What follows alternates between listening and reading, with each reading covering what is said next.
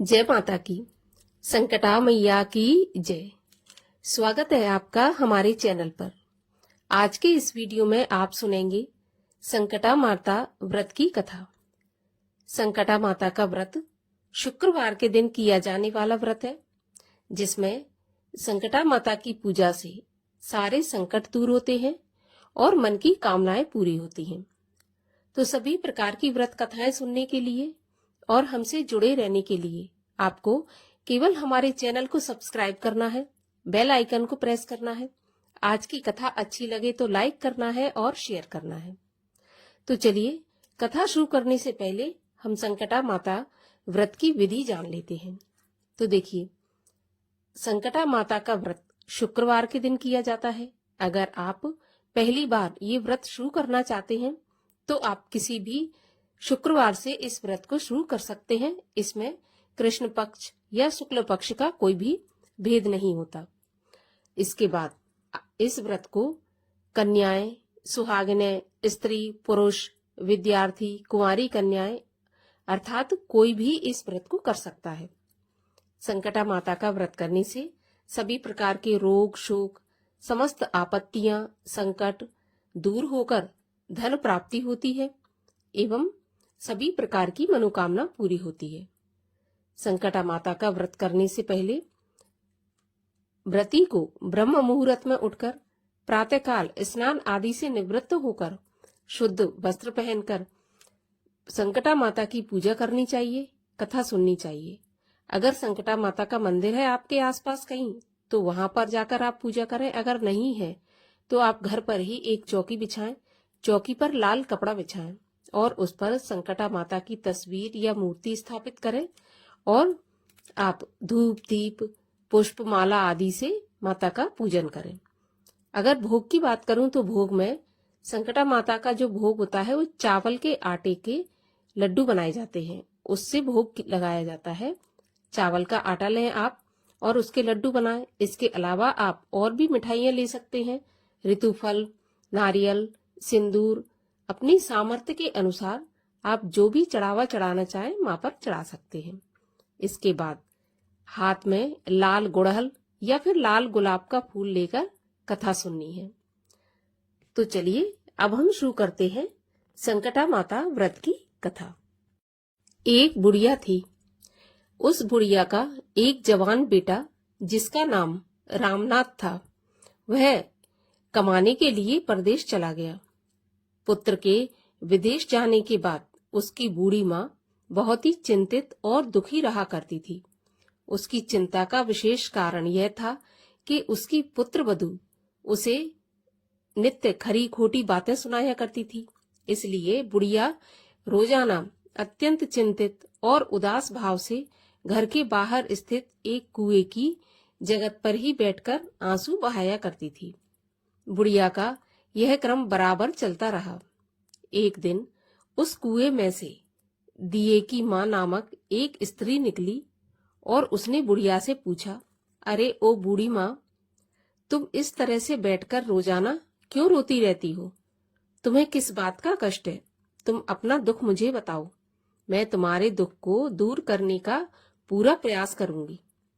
बुढ़िया ने उस स्त्री से ऐसे वचन सुनकर उसका कोई जवाब नहीं दिया और उसी तरह बैठकर रोती रही।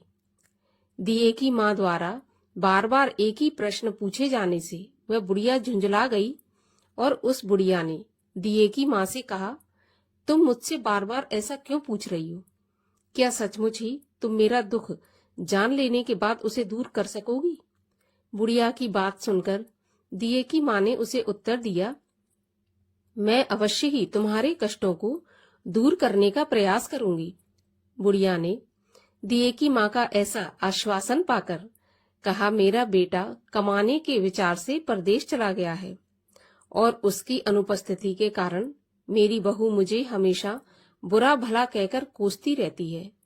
मेरे दुख का यही एकमात्र कारण है। बुढ़िया की बात सुनकर दिए की माँ ने उससे कहा, यहाँ के वन में संकटा माता रहती हैं, तुम अपना दुख उन्हें जाकर सुनाओ। उन्हें सुनाकर कष्ट से छुटकारा पाने के लिए विनती करो। वे बहुत ही दयालु हैं। उन्हें दुखियों से बहुत अधिक प्रेम है। वे निसंतानों को संतानवान, निर्धनों को धनवान, निर्बलों को बलवान और अभागों को भाग्यवान बनाती हैं। उनकी कृपा से सौभाग्यवती स्त्रियों का सौभाग्य अचल हो जाता है। कुमारी कन्याओं को अपने इच्छित वर की प्राप्ति होती है। रोगी अपने रोग से मुक्त हो जाता है। इसके अलावा और भी जो भी मनोकामना हो, उन सभी को माँ पूरा करती हैं। दिए की माँ से ऐसी विलक्षण बात सुनकर बुढ़िया संकटा जी के पास गई और उनके चरणों पर गिरकर साष्टांग दंडवत करके रोने लगी। संकटा जी ने दया होकर बुढ़िया से पूछा, बुढ़िया, तुम किस दुख के कारण बराबर रोती रहती हो? बुढ़िया ने कहा, माता, आप तो सब कुछ जानने वाली हैं, आपसे कुछ भी छुपा नहीं है। यदि मेरे दुख को दूर कर दें तो मैं अपनी करुणा गाथा आपको सुनाऊं। उसकी बात सुनकर संकटा जी ने कहा, तुम पहले मुझे अपना दुख तो बताओ। दुखियों का दुख दूर करना ही मेरा काम है। संकटा जी के ऐसे कहने पर बुढ़िया ने कहा, मेरा लड़का परदेश चला गया। उसके घर में न रहने से मेरी बहू मुझे तरह तरह की बातें सुनाया करती है। उसकी बातें सहन करने योग्य नहीं होती। इसी कष्ट के कारण मैं परेशान होकर बराबर रोया करती हूँ।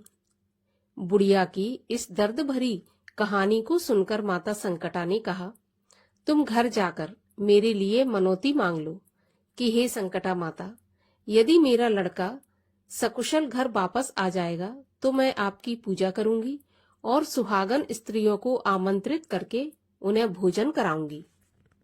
संकटा माता के कहने के अनुसार उस बुढ़िया ने घर आकर लड्डू बनाए, परंतु विचित्र बात यह थी कि जब भी बुढ़िया 7 लड्डू बनाती तो 7 की जगह 8 लड्डू बन जाते। इस बात से बुढ़िया बहुत ही असमंजस में पड़ गई कि ऐसा होने का कारण क्या है। कहीं मेरी गलती से गिनती करने में तो नहीं भूल हो रही, अथवा अपने आप 8 लड्डू बन जाने का कोई और कारण है। इसी समय बुढ़िया स्त्री के वेश में माता संकटा प्रकट हुई और बुढ़िया से कहा, क्यों बुढ़िया, आज तुम्हारे यहाँ कोई त्योहार है क्या? सुनकर बुढ़िया ने कहा, हाँ, आज मैंने संकटा माता के लिए सुहागिनों को भोजन खिलाने का आमंत्रण दिया है, किंतु जब गिनकर 7 लड्डू बनाती हूँ तो वे लड्डू अपने आप 8 बन जाते हैं। मैं इसी बात से बहुत चिंता में पड़ गई हूँ। बुढ़िया की बात पर संकटा जी ने कहा, क्या तुमने किसी बुढ़िया स्त्री को भी न्योता दिया है? बुढ़िया कहने लगी, नहीं, मैंने तो ऐसा नहीं किया, परंतु तुम कौन हो? संकटा जी ने कहा, मैं बुढ़िया हूँ, मुझे ही तुम न्योता दे दो। ऐसा सुनकर बुढ़िया ने उसे संकटा रूपी धारी बुढ़िया को भोजन के लिए न्योता दे दिया। इसके बाद बुढ़िया के घर पर सभी आमंत्रित सुहागनें आ पहुंची और बुढ़िया ने सबको लड्डू तथा अन्य मिठाई आदि का भोजन कराया। इससे संकटा माता जी की कृपा से उस रामनाथ के मन में अपनी माता एवं पत्नी से मिलने की प्रबल इच्छा उत्पन्न हो गई। सुहागिनों के भोजन करते ही उस बुढ़िया का लड़का परदेश से अपने घर आ गया। लड़के के आने की सूचना बुढ़िया को दी गई, लेकिन बुढ़िया अपने काम में लगी रही। उसने कहा, लड़के को बैठने दो, मैं सुहागने जमाकर अभी आती हूँ। लड़के की बहू ने पति के आने का समाचार पाकर पति के स्वागत के लिए वहां से तुरंत प्रस्थान कर दिया। लड़के ने अपनी बहू को देखकर मन में विचार किया कि मेरी पत्नी को मेरे प्रति कितना प्रेम है, जो खबर पाते ही मुझसे मिलने के लिए आ गई, परंतु मेरी माता का मुझ पर जरा भी प्रेम नहीं है, क्योंकि खबर पाकर भी माता ने आने की बात नहीं सोची। इधर जब पूजा का काम समाप्त हो गया और सब सुहागनें भोजन करके अपने अपने घरों को लौट गईं, तो बुढ़िया अपने बेटे से मिलने के लिए उसके पास आ पहुंची। माँ के आने पर लड़के ने पूछा, माँ, तुम अब तक कहाँ रहीं? माँ ने उत्तर दिया, बेटा, तुम्हारी कुशलता के लिए ही मैंने संकटा माता से मनौती मांगी थी और उसी को पूरा करने के लिए सुहागनें जमा रही थी। इसके बाद बहू का व्यवहार उसको सुनाया, जिसे सुनकर संकटा माता की कृपा से लड़के का मन अपनी स्त्री से हट गया। उसने माँ से कहा, माँ, या तो इस घर में मैं ही रहूंगा या यही रहेगी। बुढ़िया ने कहा, बेटा, तुम्हें तो मैंने बड़ी कठिन तपस्या से पाया है, इसलिए मैं तुम्हें कैसे छोड़ सकती हूँ। तुम्हारे लिए चाहे बहू का भी त्याग करना पड़े तो भी मैं कर सकती हूँ। अतः लड़के ने अपनी स्त्री को घर से निकाल दिया। बहू घर से निकलकर बाहर आई और बहुत ही दुखी मन से एक पीपल के पेड़ पर चढ़कर बैठ गई और वहीं रोने लगी।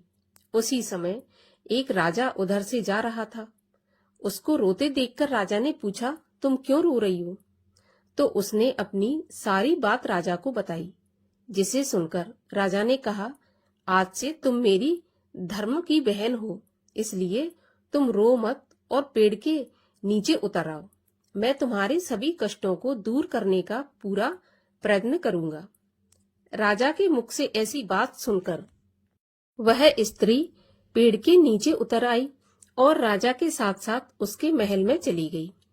घर जाकर राजा ने अपनी रानी से सारा वृत्तांत कह सुनाया और रानी को संबोधित करते हुए कहा, देखो, यह आज से मेरी बहन है, इसको किसी प्रकार का कष्ट नहीं होना चाहिए। राजा के यहाँ पहुंचकर फिर उस रामनाथ की स्त्री ने संकटा माता के निमित्त सुहागिनों को बुलाकर भोजन कराया। लड्डू बांधकर रानी को भी न्योता दिया। जब सभी सुहागनें लड्डू खाने लगी तो रानी ने कहा, मुझे तो रबड़ी, मलाई और सुंदर सुंदर मिठाई भी हजम नहीं होते, तो फिर ये पत्थर जैसे कठोर लड्डू कहाँ से हजम होंगे। ऐसी अवहेलना पूर्वक बातें कहकर रानी ने लड्डू खाने से इनकार कर दिया। संकटा माता की कृपा से सुहागनों के खाते ही खाते उस स्त्री का पति अपने घर से उसको लेने के लिए आ गया। यहाँ आकर अपनी पत्नी को माता संकटा की पूजा करते हुए उसने देखा। संकटा माता को हाथ जोड़कर उसने अपनी पत्नी से कहा, प्रिय, मेरे अपराध को क्षमा करो। पत्नी ने कहा, पतिदेव, यह सब किस्मत की बात होती है, इसमें किसी का कोई दोष नहीं होता। आप मेरे ईश्वर रूप हैं, मेरे ही अपराधों को आप क्षमा करें। ऐसा कहकर उन दोनों ने मिलकर माता की पूजा की। पूजा की समाप्ति होने पर वे दोनों स्त्री पुरुष प्रसाद खाकर अपने घर जाने के लिए तैयार हुए। जाते समय बहू ने उस रानी से कहा, मुझको जब दुख पड़ा तो मैं अपने धर्म भाई के साथ तुम्हारे घर चली आई, और यदि तुमको भी किसी तरह का कष्ट पड़े तो तुम मेरे यहाँ निसंकोच आ जाना। ऐसा कहकर बहू अपने पति के साथ राजा के घर से विदा हो गई। संकटा माता का निरादर करने के कारण रानी पर संकटा माता का कोप हो गया और बहू के जाने के बाद ही उसका सारा राज्य तहस नहस हो गया। ऐसी विपत्ति में पड़कर रानी ने राजा से कहा, ना मालूम यह तुम्हारी धर्म की बहन कैसी थी कि उसके यहाँ से जाते ही यहाँ का सब कुछ नष्ट भ्रष्ट हो गया। राजा ने रानी से कहा, वह जाते समय कह गई थी कि मेरे ऊपर कष्ट पड़ने से मैं तुम्हारे यहाँ आई, और तुम्हारे ऊपर भी जब कोई कष्ट पड़े तो तुम मेरे घर चली आना। इसमें जरा भी संकोच नहीं करना, इसलिए अब हम लोगों को उसके यहाँ ही चलना चाहिए। ऐसा निश्चय करके राजा रानी दोनों ही अपनी धर्म बहन के घर गए।